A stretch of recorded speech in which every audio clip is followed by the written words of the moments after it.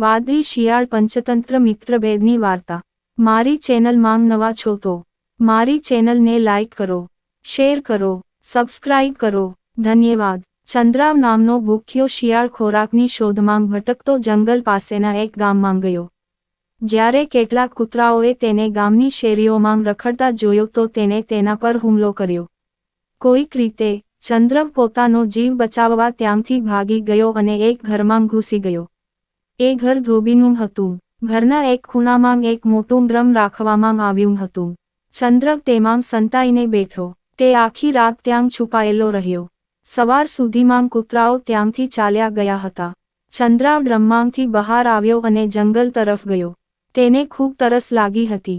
જ્યારે તે પાણી પીવા નદી કિનારે ગયો ત્યારે પાણીમાં પોતાનું પ્રતિબિંબ જોઈને તે ચોંકી ગયો। તેનો રંગ વાદળી થઈ ગયો હતો। ધોબીએ રાત્રે જે ડ્રમમાં સંતાડ્યો હતો તેમાં ઇન્ડિગો ભેળવી હતી। એ વાદળી રંગ ચંદ્રવના શરીર પર પ્રસરી ગયો હતો। જ્યારે તે પાણી પીને જંગલમાં પહોંચ્યો તો તેને જોઈને અન્ય પ્રાણીઓ ડરી ગયા।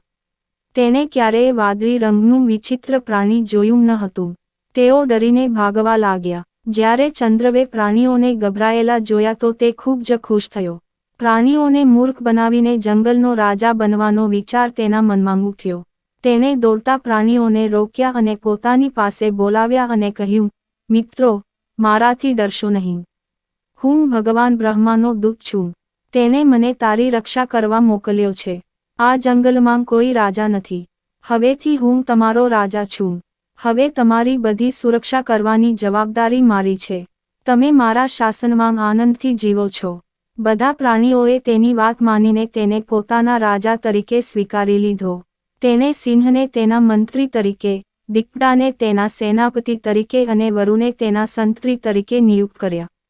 તેણે શિયાળને જંગલમાંથી હાંકી કાઢ્યા કારણ કે તે ડરતો હતો કે તે તેમના દ્વારા ઓળખાય। હવે ચંદ્રવને મજા પડી ગઈ। આખો દિવસ તે નાના પ્રાણીઓને તેની સેવા કરાવતો। હાથીની સવારી કરીને જંગલમાં ફર્યા। સિંહ, ચિત્તો અને વરુઓ તેનો શિકાર કરશે।